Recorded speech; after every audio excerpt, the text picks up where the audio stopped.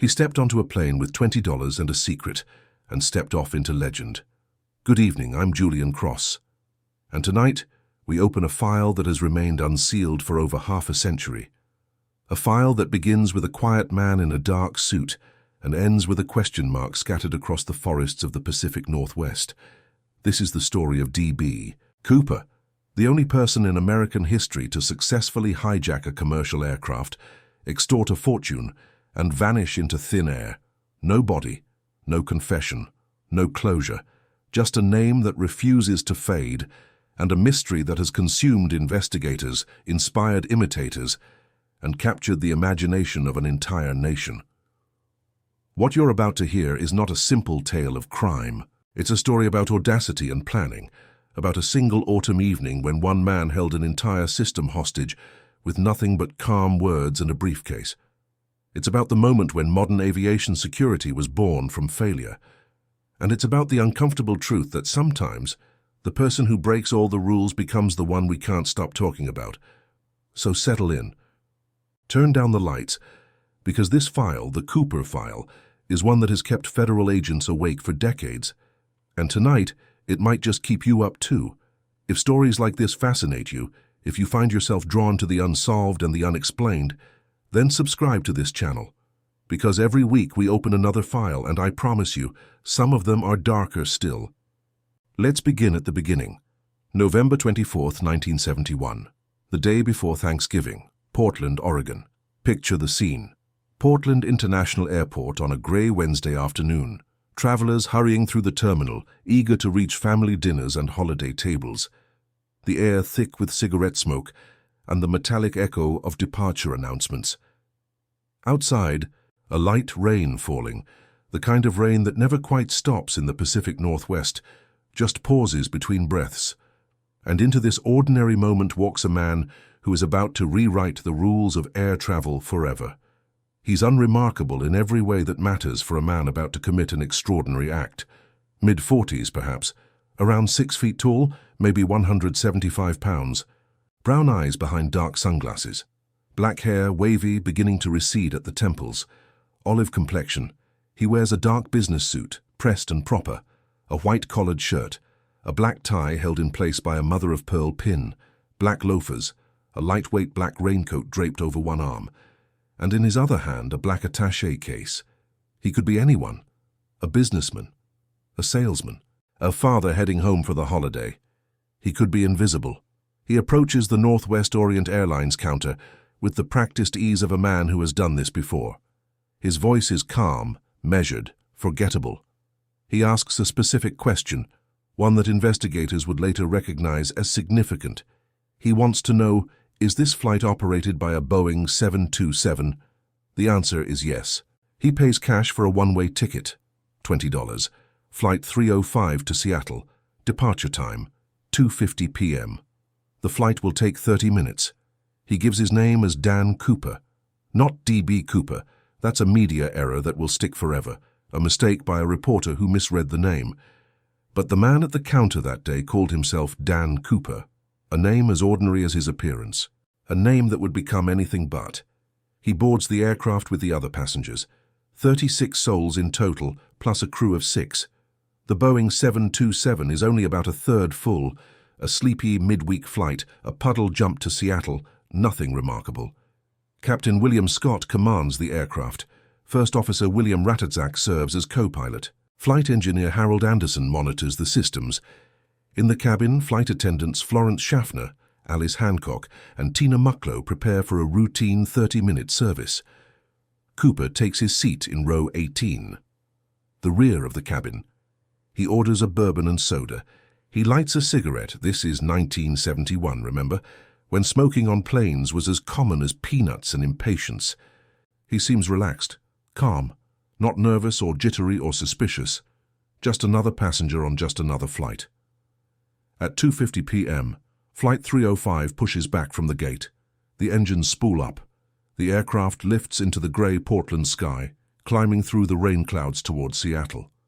Standard procedure, routine ascent. Nothing to suggest that in the next few hours, this flight will become the most infamous journey in American aviation history.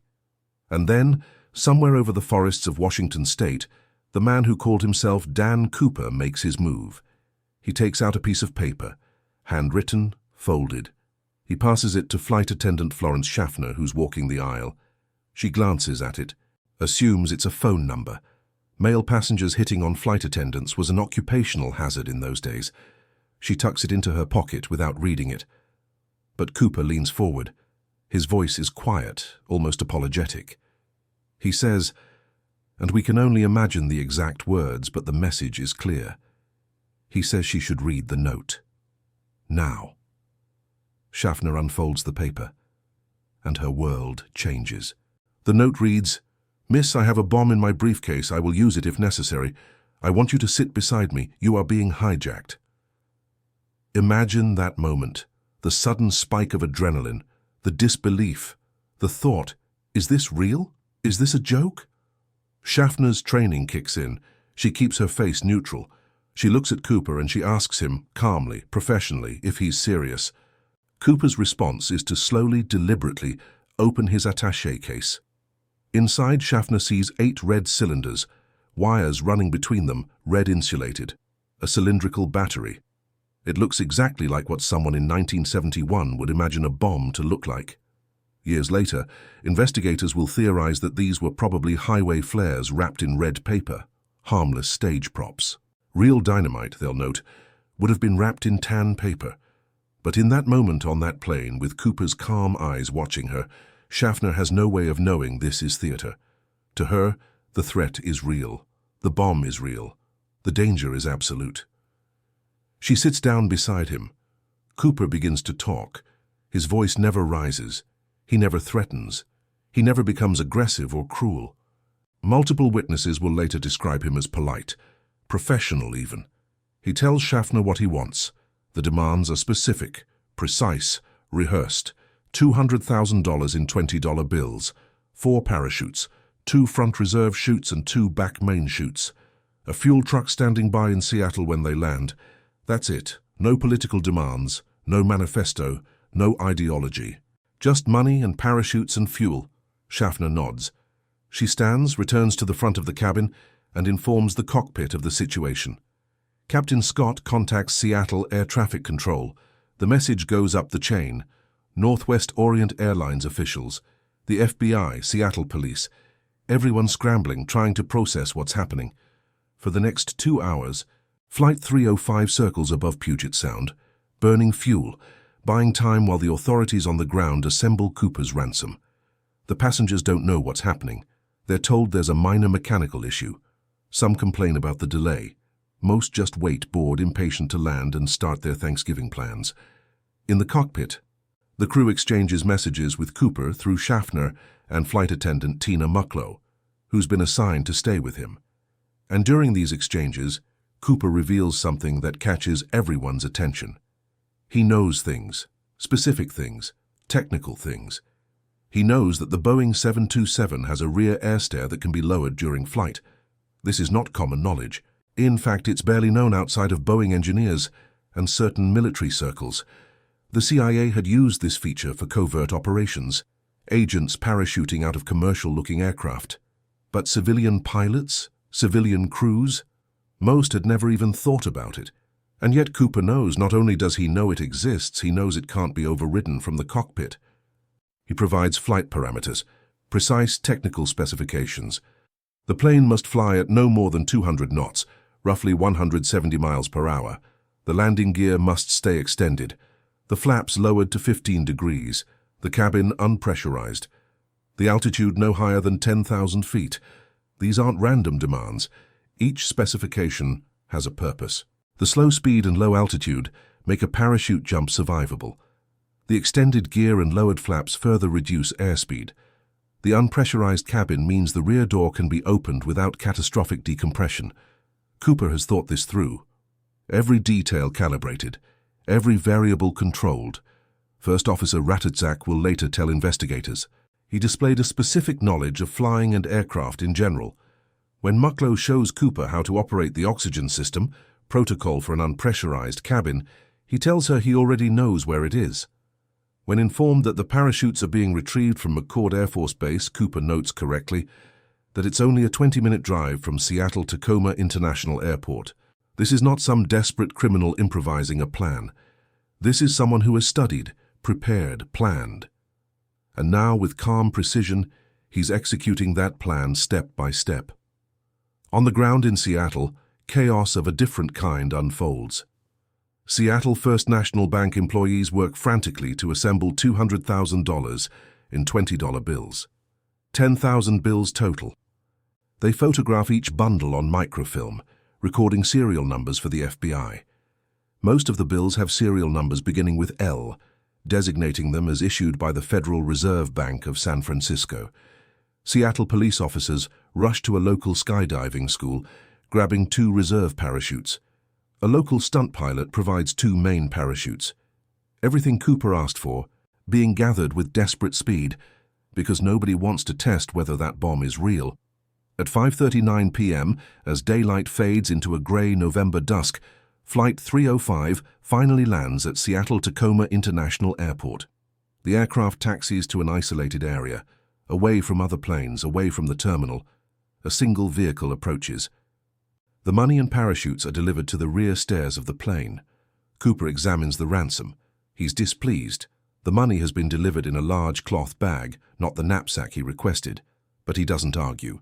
He takes out a pocket knife and begins modifying one of the reserve parachutes, cutting away the canopy, converting it into a makeshift carrying bag. Then he tells the crew, "Release the passengers." All 36 passengers disembark. They still don't know what's happening. They're relieved to be off the plane, annoyed by the delay, eager to catch connecting flights or find their families. They walk into the terminal with no idea they've just been part of history. Flight attendants Schaffner and Hancock leave with the passengers. Only 4 people remain aboard with Cooper: Captain Scott, First Officer Ratazak, Flight Engineer Anderson, and Flight Attendant Tina Mucklow. Cooper issues new instructions. The plane will refuel and take off again, destination Mexico City. Same flight parameters: slow speed, low altitude, gear down, flaps extended, cabin unpressurized. The aft air stair is to remain unlocked but closed for takeoff. Refueling takes longer than expected. There are mechanical issues. It requires 3 separate fuel trucks to fill the tanks. Cooper waits patiently in the rear of the cabin, working on his modified parachute bag, stuffing cash inside, preparing.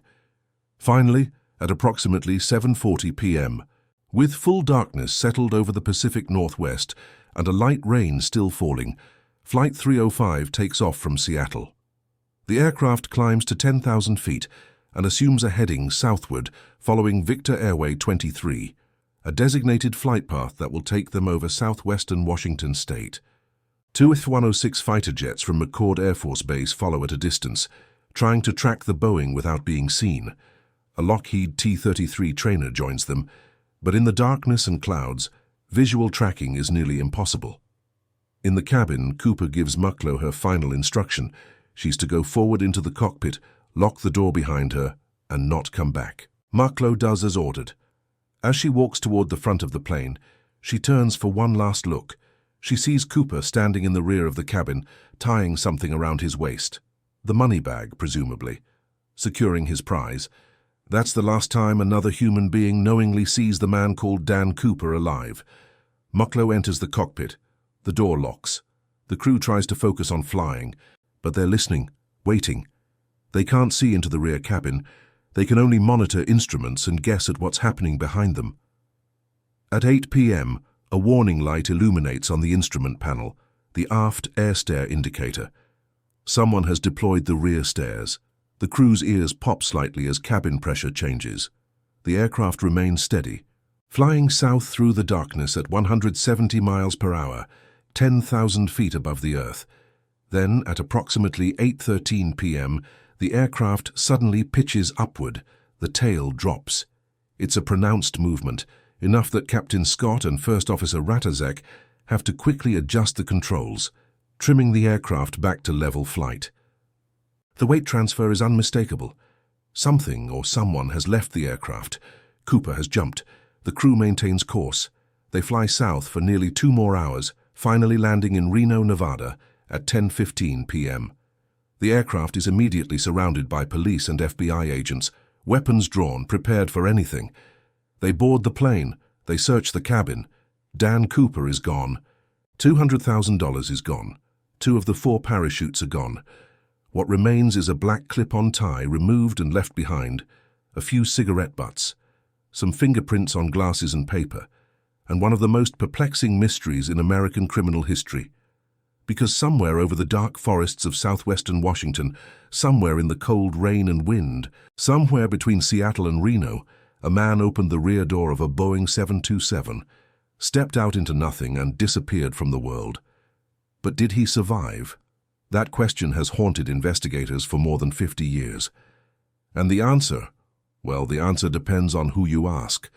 If you're finding this story compelling, if you're already wondering how it ends or if it ends at all, then do me a favor. Leave a comment below. Tell me what you think happened to Cooper. Did he survive? Did he perish in the jump? Is he living quietly somewhere under another name, an old man with a secret he'll take to the grave? I read every comment, and I genuinely like to know what you believe, because this is a mystery that belongs to all of us now. Let's consider the jump itself, the circumstances, the conditions. November 24th, 1971, 8:13 p.m., Southwest Washington State, somewhere near or south of the town of Ariel, 10,000 feet altitude, 170 miles per hour airspeed, darkness complete, no moon visible through the cloud cover, light rain falling, temperature at ground level around 42 degrees Fahrenheit. At 10,000 feet, considerably colder, wind stronger. Cooper is wearing a business suit, a lightweight raincoat, loafers, not exactly optimal skydiving attire. He's carrying a bag stuffed with cash, 22 pounds of $20 bills strapped to his body. He has one main parachute on his back, possibly the reserve parachute as well, though that's debated. He's jumping into unknown terrain, heavily forested, with no ground support, no backup plan that anyone can identify, and no way to communicate his landing position. The FBI's official position, articulated by Special Agent Larry Carr in 2007, emphasizes the improbability of survival. Carr stated, "No experienced parachutist would have jumped in the pitch-black night in the rain, with a 200-mile-an-hour wind in his face, wearing loafers and a trench coat. It was simply too risky." And there's another factor. One of the parachutes Cooper took was a training reserve chute. It had been sewn shut, rendered non-functional for safety during instructional demonstrations. A skilled skydiver would have checked the parachutes before jumping, would have noticed this critical detail. Did Cooper miss it? Did he not know enough to check? Or did he deliberately take a sealed reserve, intending only to use the main chute?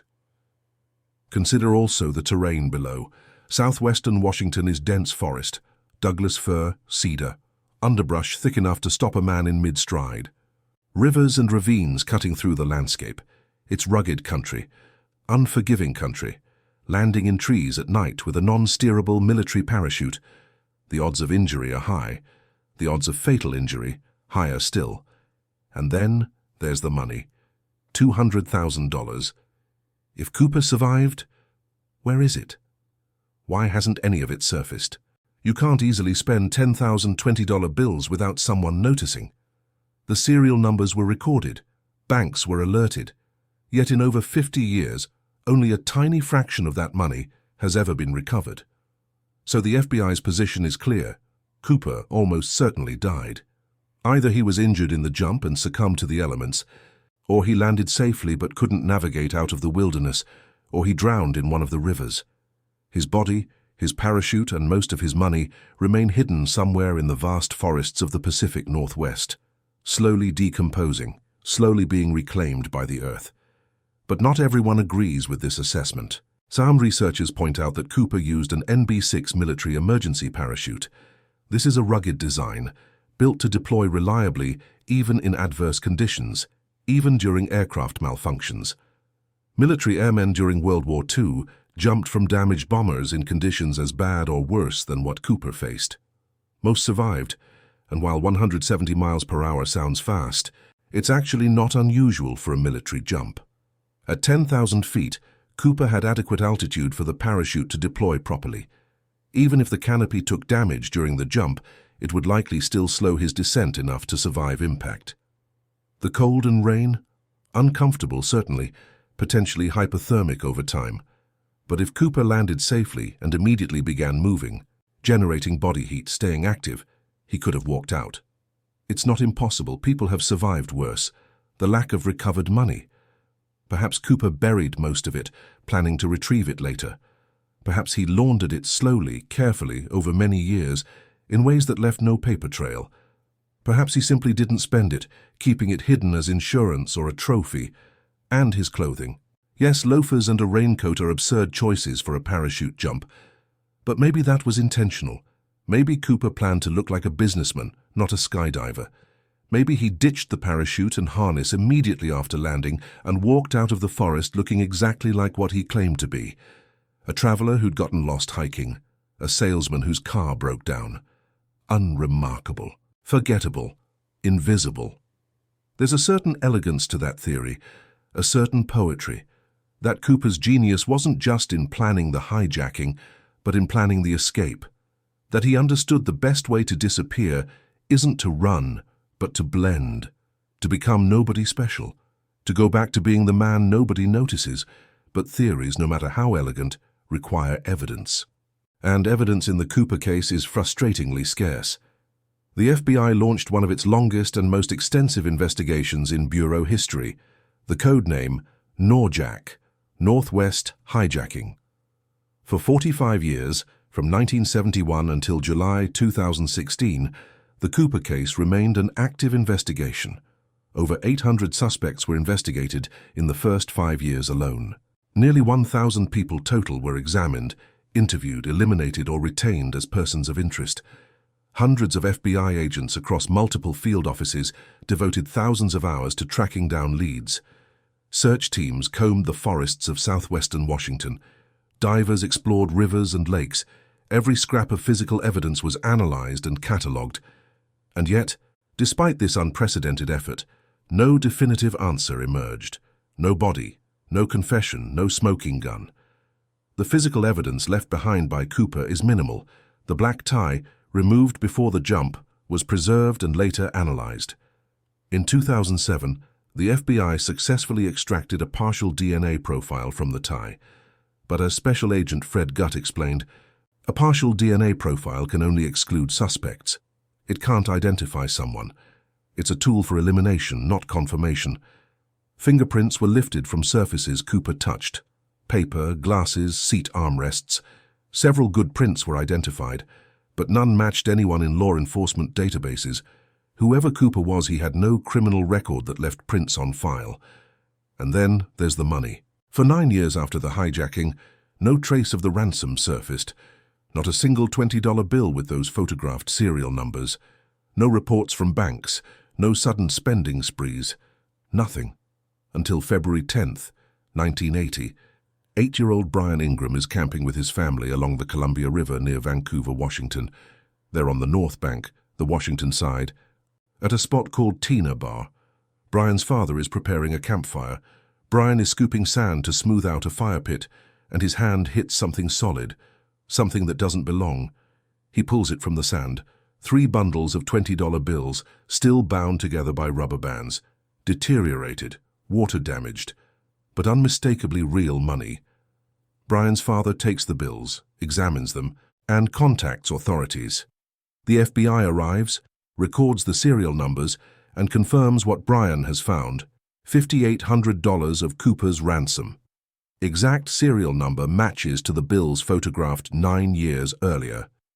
The discovery raises immediate questions. How did the money get there? The Columbia River location is approximately 30 miles south of the FBI's estimated flight path. Did Cooper land near the river? Did he die there? Was his body washed downstream, the money separating from the corpse and settling into the riverbank? Or did Cooper bury the money intentionally, perhaps marking the location for later retrieval, only to die before he could return? Or the more paranoid theory, did Cooper plant the money deliberately years later, to throw investigators off his trail and reinforce the presumption of his demise? In 2020, a scientist named Tom Kay conducted a detailed analysis of the recovered bills. He identified specific diatoms, microscopic organisms that live in water. On at least one of the bills, These diatoms were consistent with Columbia River water during the May to June timeframe. But the year remained uncertain.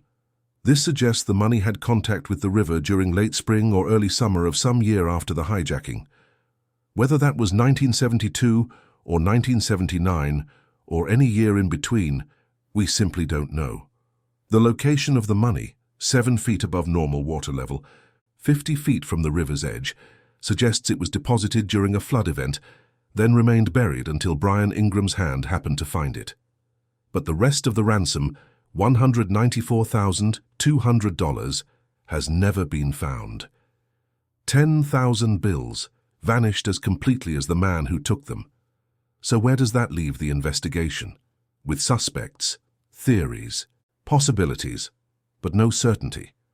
Over the decades, several individuals have been identified as prime suspects in the Cooper case, some by the FBI, others by independent researchers and amateur sleuths. Let me walk you through the most compelling candidates. The most prominent suspect, and perhaps the most controversial, is Richard Floyd McCoy II. McCoy was a decorated Vietnam veteran, a helicopter pilot, a skilled skydiver with extensive military parachute training, and just 5 months after Cooper's hijacking, on April 7, 1972, McCoy committed an almost identical crime. He boarded United Airlines Flight 855 in Denver, handed a flight attendant a note claiming he had a grenade, and demanded $500,000 and 4 parachutes. The plane landed in San Francisco. The ransom was delivered, passengers were released, and the aircraft took off again. McCoy then jumped out over Utah using the rear air stair, exactly the same method Cooper employed. Unlike Cooper, McCoy was caught within days. His parachute was found. Physical evidence linked him to the crime. He was convicted and sentenced to 45 years in federal prison. In 1974, McCoy escaped from prison using a fake weapon. He remained free for 3 months before FBI agents tracked him to a house in Virginia Beach, Virginia. A shootout ensued. McCoy was struck and perished. The similarities between McCoy's hijacking and Cooper's are striking. The method, the parachute exit, the ransom demand, the calm demeanor. Investigators couldn't help but wonder, was McCoy copying Cooper, or was McCoy Cooper? The FBI initially ruled out McCoy as a suspect. The official reason, witness descriptions didn't match. Flight attendant Florence Schaffner, who sat beside Cooper, was shown a photograph of McCoy and did not identify him. The physical description, age, appearance, didn't align perfectly. But doubts persisted. And in recent years, those doubts have intensified. In 2023, a YouTube investigator named Dan Grider, who runs a channel focused on aviation mysteries, began looking into the Cooper case. Grider learned that McCoy's children, Shantae and Rick McCoy, harbored suspicions about their late father. They believed he might have been Cooper, and they had evidence. Stored on the family's property in North Carolina was a modified parachute. Not just any parachute, a parachute with very specific alterations, custom modifications that matched the type of work done by Earl Cossey, a veteran skydiver who had worked with the FBI on the original Cooper investigation until his death, under mysterious circumstances that some consider suspicious, in 2013. Grider contacted the FBI. In 2023, federal agents visited the McCoy property, interviewed the family, and took the parachute, harness, and McCoy's old skydiving logbook into evidence. As of 2024, that parachute is being forensically analyzed. DNA testing, material analysis, comparison to known evidence from the Cooper hijacking. The results have not been publicly released, but the fact that the FBI, which officially closed the Cooper case in 2016, reopened the investigation, specifically because of this parachute, should tell you something. If Richard McCoy was Cooper, it would answer many questions. It would explain the sophisticated knowledge of aircraft and parachutes. It would explain why no trace of Cooper was ever found, because Cooper didn't exist as a separate person. He was McCoy, who returned to his normal life, then got greedy and tried the same trick again, only to be caught the second time. But it also raises uncomfortable questions. Why would McCoy risk everything by repeating the crime? If he successfully escaped once, why try again? Was it ego, addiction to the thrill, financial desperation? We don't know. And unless that parachute provides definitive proof, we may never know. There are other suspects, of course, other names that have surfaced over the years. Let me share a few. Robert Rackstraw, former Army helicopter pilot, explosives expert, Special Forces training. Rackstraw became a prominent suspect after investigator Thomas Colbert published a book and produced a History Channel documentary series arguing for his guilt. The evidence was largely circumstantial. Physical resemblance to witness sketches, handwriting analysis, claims of deathbed confessions from Rackstraw's associates. The FBI investigated and found insufficient evidence to charge him. Rackstraw consistently denied being Cooper and passed away in 2019. Dwayne Webber, a World War II veteran with a criminal record including forgery and burglary. Webber reportedly confessed to his wife Jo on his deathbed, whispering, "I'm Dan Cooper." After his passing, Jo Webber came forward with her suspicions.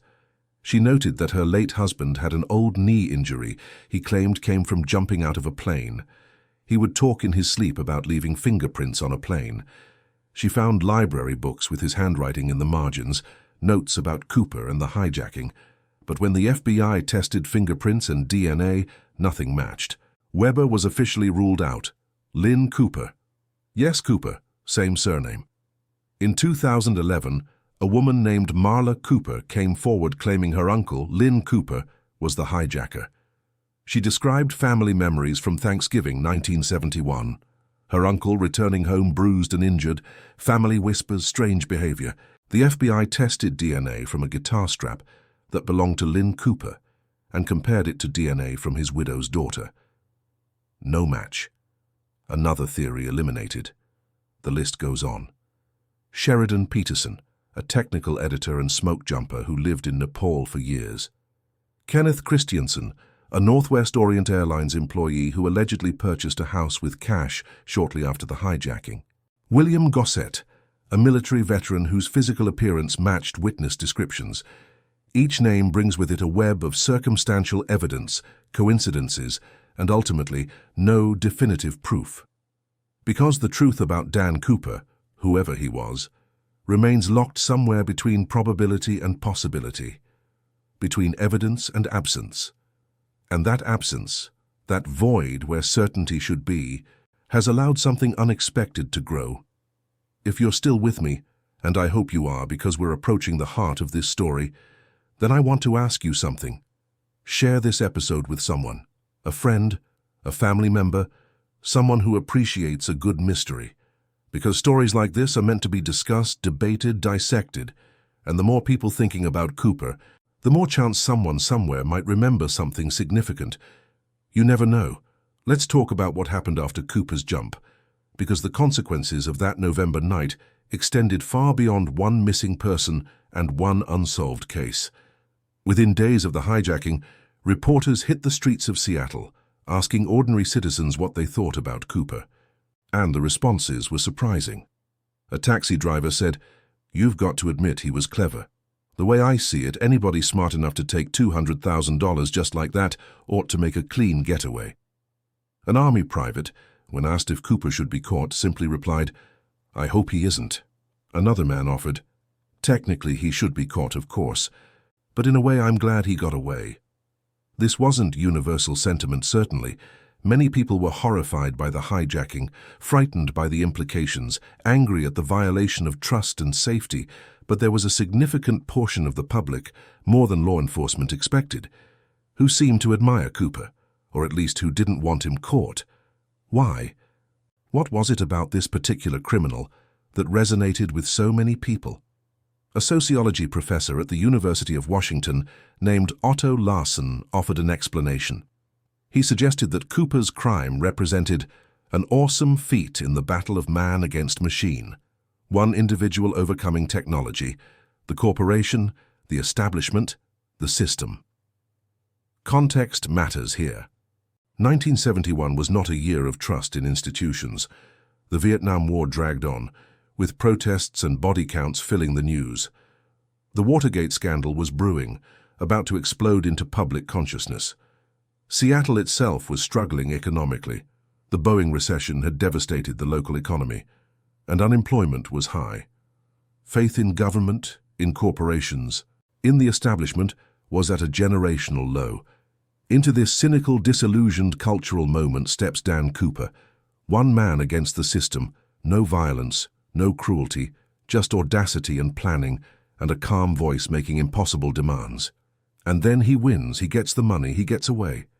For a lot of people in 1971, Cooper wasn't just a criminal, he was a symbol, a middle finger to authority, a reminder that sometimes the little guy, the nobody, the invisible man, can beat the unbeatable system. And so Cooper became a folk hero. Songs were written about him, T-shirts printed, bars served D.B. Cooper cocktails. His name entered the cultural lexicon as shorthand for the perfect crime, the impossible escape. But there was a darker consequence to Cooper's fame. Within months, copycat hijackings began. At least 24 incidents over the next few years involved someone demanding ransom and parachutes, attempting to recreate Cooper's success. Most failed. Some ended in arrest. A few ended in tragedy, including one copycat who jumped and didn't survive. Richard McCoy's hijacking in April 1972 was the most direct imitation, and it demonstrated that Cooper's method, while audacious, wasn't foolproof. McCoy got caught, and his capture showed that with proper coordination and quick response, law enforcement could prevent a successful escape. But the wave of copycat crimes forced a reckoning. Aviation security could no longer be what it was. The vulnerabilities Cooper exploited had to be addressed, and so the Cooper vane was born. It's a simple device, really. A spring-loaded wedge installed on the aft air stair of every Boeing 727 aircraft. When the plane is in flight, aerodynamic pressure keeps the vane extended, physically preventing the stairs from being lowered. On the ground, the vane retracts, allowing normal operation. This single modification made Cooper's method impossible to repeat. No one could ever again hijack a 727 and jump out the back. The vulnerability was closed, but the broader impact went further. Cooper's hijacking was one of several incidents during the early 1970s that prompted comprehensive changes to aviation security. Metal detectors became standard at airports, X-ray machines for luggage, federal hijacking statutes with severe penalties. The screening procedures we now take for granted, that we complain about when we're rushing to catch a flight, all of that emerged, in part because of Cooper.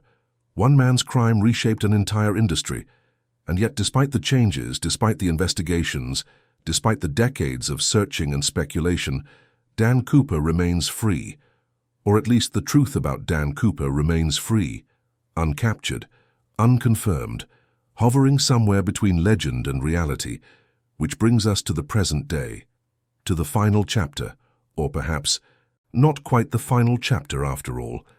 On July 8, 2016, the FBI made an announcement that surprised no one and disappointed many. After 45 years of investigation, the Bureau was officially suspending active investigation of the D.B. Cooper case. Resources would be redirected to other priorities, other cases, other mysteries that might actually be solvable. The statement was careful, diplomatic. The FBI emphasized that while active investigation was ending, the case would be re-evaluated if specific physical evidence emerged, particularly anything related to the parachutes or the ransom money. The door wasn't closed completely, just mostly closed. For many Cooper enthusiasts, this felt like defeat, like giving up, like admitting that some mysteries are simply too stubborn to solve, too well executed to unravel. But then, something unexpected happened. In 2023, that modified parachute discovered by Dan Grider on the McCoy property reignited everything. The FBI, true to their word, reopened the investigation. Agents descended on North Carolina. Evidence was collected. Forensic analysis began. And simultaneously, independent researchers made breakthroughs of their own. Investigator Eric Eulis and scientist Tom Kay, who had been studying Cooper's abandoned tie for years, employed advanced metagenomic DNA analysis technology. This is cutting-edge science, far beyond what was available during earlier investigations. The technique can isolate and separate individual DNA strands from complex mixtures, extracting genetic material from samples that previous methods couldn't process. Using a hermetically sealed filter that had captured particulates from Cooper's tie during earlier testing in 2009 through 2011, they claim to have isolated Cooper's DNA with what they call 100% certainty. If this is accurate, and the claims remain disputed and unverified by the FBI, it opens the door to forensic genealogy. The same technique that solved the Golden State case, building a family tree from DNA, working backward through generations, narrowing down possibilities until a name emerges. As I record this in late 2024, 53 years after Cooper's jump, the case stands at an inflection point. The parachute is being analyzed. DNA technology advances every year. Digital records that didn't exist in 1971 can now be searched and cross-referenced in ways that were once impossible. It's conceivable, just barely conceivable, that within the next few years we might finally learn who Dan Cooper really was. Whether it was Richard McCoy executing a perfect crime before his ego destroyed him with a second attempt. Whether it was someone else entirely, someone whose name has never even surfaced in 50 years of speculation, or whether Cooper was simply who he appeared to be, a man who planned one perfect crime, executed it flawlessly, and then disappeared back into the anonymous crowds of American life, carrying his secret to the grave. But even if we learn his identity, even if forensic science finally closes the case that human investigation couldn't crack, other questions will remain unanswered. Did Cooper survive the jump? We may never know for certain. If his body is out there somewhere in the vast forests of the Pacific Northwest, it's been reclaimed by the earth, bones scattered by animals, fabric rotted away. The forest keeps its secrets well. What happened to the money? $194,000 still missing. If it was spent carefully, slowly, in ways that left no trail. If it was buried, the location died with Cooper. If it's sitting in some attic or storage unit, wrapped in plastic and forgotten, then someday someone might stumble onto the strangest inheritance imaginable. And the biggest question of all, why? Why did Dan Cooper do it? What drove him to plan and execute such an audacious crime? Was it purely financial? Was he desperate, drowning in debt, seeing no other option? Was it ego, the desire to prove he could outsmart everyone? Was it rage against the system, a symbolic act of defiance? Or was it something simpler and more primal, the thrill, the challenge, the intoxicating rush of doing something no one else had ever done? We don't know. And unless Cooper left behind a confession somewhere, unless someone comes forward with first-hand knowledge, we may never know. What we do know is this. On November 24th, 1971, a man who didn't need to be remembered found a way to make himself unforgettable. In an age when surveillance is omnipresent, when privacy is a quaint memory, when it seems impossible to disappear, Cooper reminds us that once, not so very long ago, it was possible to vanish completely, to become a ghost, to trade identity for legend. There's something almost romantic about that, isn't there? Something that appeals to the part of us that fantasizes about walking away from our lives, from our responsibilities, from everything that weighs us down, just buying a ticket, stepping onto a plane, and leaving it all behind. But let's not romanticize it too much, because what Cooper did, however clever, however audacious, was still a crime. He terrorized flight attendants who thought they might die that day. He traumatized passengers who learned later how close they came to potential catastrophe. He violated the implicit trust that makes commercial aviation possible, the assumption that when you board a plane, you're safe, that everyone aboard shares a common interest in reaching the destination alive. Cooper may have been polite, he may have been calm and professional and even in his own way considerate, but he still held people hostage with what appeared to be a bomb. He still coerced the crew into following his demands through the implicit threat of violence, and he still created a wave of copycat crimes that put other lives at risk. So when we talk about Cooper, when we spin theories and debate suspects and express a certain grudging admiration for his planning and execution, we should remember that. We should hold the complexity, the duality.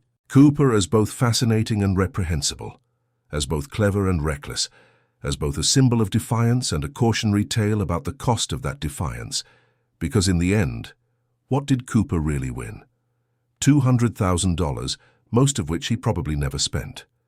Maybe a few years of looking over his shoulder, wondering if today would be the day someone recognized him, if tonight would be the night the FBI knocked on his door. And if he survived, if he lived out his life in quiet anonymity, what kind of victory is that? To have done something extraordinary and never be able to tell anyone. To carry the greatest secret of your life in silence forever.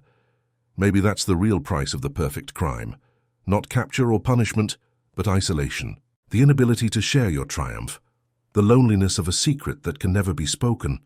Or maybe I'm wrong. Maybe Cooper lived his remaining years in perfect contentment, secure in his success, amused by the investigations and speculation, comfortable in his anonymity. Maybe he had no regrets at all. We'll probably never know, and perhaps that's fitting. Perhaps the mystery is the point. Perhaps Cooper understood that the best way to live forever isn't through fame or recognition, but through absence, through the questions you leave behind. Before I close this file, I want to hear from you one more time. Hit that like button if this story captivated you. It helps more than you might think. It tells me what kind of cases resonate, what mysteries you want explored. And if you haven't subscribed yet, now's the time. Because every week I open another file, another case that refuses to close, another mystery that haunts the edges of what we think we know. The Midnight File isn't just about unsolved crimes. It's about the gaps in our certainty, the places where facts end and speculation begins, the uncomfortable truth that sometimes the universe doesn't provide answers. Sometimes the story just stops mid-sentence, and we're left to imagine the ending ourselves. Dan Cooper understood that. Whether he planned it or whether it was luck, he created a perfect absence. A void shaped like a man, falling through darkness toward an unknown landing. And 53 years later, we're still trying to fill that void with theories and suspects and hope that someday, somehow, we'll finally understand what happened in those cold November skies above Washington State. Here's what I believe, for whatever it's worth. I think Cooper survived the jump. I think he walked out of those woods, cold and bruised but alive, carrying most of his ransom with him. I think he was smart enough to have planned an exit strategy we've never even considered. And I think he lived out his life under a different name, in a different place, watching the news coverage with a smile he never quite managed to suppress. I think he aged gracefully, this ghost named Cooper. I think he watched the world change around him, watched airport security evolve, watched technology advance, watched the Boeing 727 get retired from commercial service, and I think eventually, whether from age or accident or illness, he passed away. Quietly, unremarkably, with one last secret on his lips that died with him. That's what I believe, but belief isn't knowledge, and in the absence of knowledge, all we have are stories we tell ourselves to make sense of the inexplicable. Maybe that's enough. Maybe the story is more valuable than the answer. Maybe Dan Cooper's greatest gift to us wasn't the mystery itself, but the reminder that despite everything, despite our technology, our surveillance, our sophisticated systems, the world can still surprise us. People can still slip through the cracks. Perfection, however temporary, is still possible. Or maybe I'm giving him too much credit. Maybe Cooper was just a desperate man who got lucky, who jumped into the darkness and beat impossible odds through sheer chance rather than skill. Maybe his survival, if he survived, was an accident rather than a triumph. It doesn't matter really, because the legend has outlived the truth. Dan Cooper, or B. Cooper, as history insists on calling him, has transcended whatever he actually was and became something larger.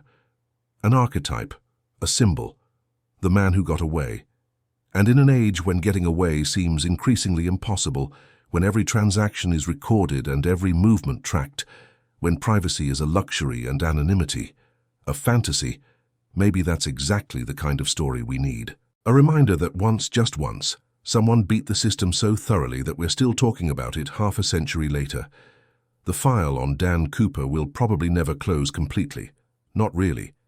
Even if we learn his identity, even if forensic science solves what investigation couldn't, the questions will remain. the wonder, the fascination, the uncomfortable admiration for someone who looked at the impossible and said, "Watch me." So I'm going to close this file now, knowing full well it will open again, knowing that somewhere, someone is still searching forests and analyzing evidence and connecting dots that might lead nowhere, or might lead to the answer we've been seeking for 53 years. And if you're that person, if you're reading this transcript or listening to this recording years from now, after the case has finally been solved, send me a message, let me know, because I'd love to revisit this story, to open the file one last time and write the ending that's eluded us for so long. Until then, the file remains open, the question remains unanswered, and Dan Cooper remains what he's always been, a ghost in a business suit, falling through the darkness somewhere between earth and legend. Every town keeps a secret. Some just bury it deeper than others, and some secrets, like Cooper's, refuse to stay buried. They rise again and again, decade after decade, demanding our attention, defying our certainty, haunting the spaces between what we know and what we'll never understand.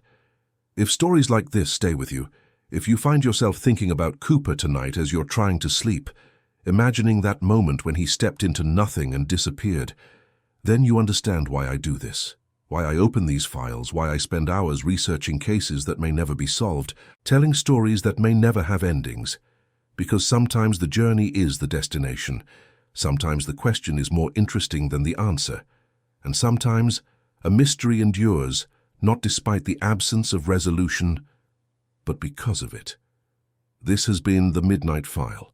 I'm Julian Cross, and the case of Dan Cooper, whoever he was, wherever he landed, whatever became of him, remains open. Sleep well if you can, and I'll see you in the next file. Good night.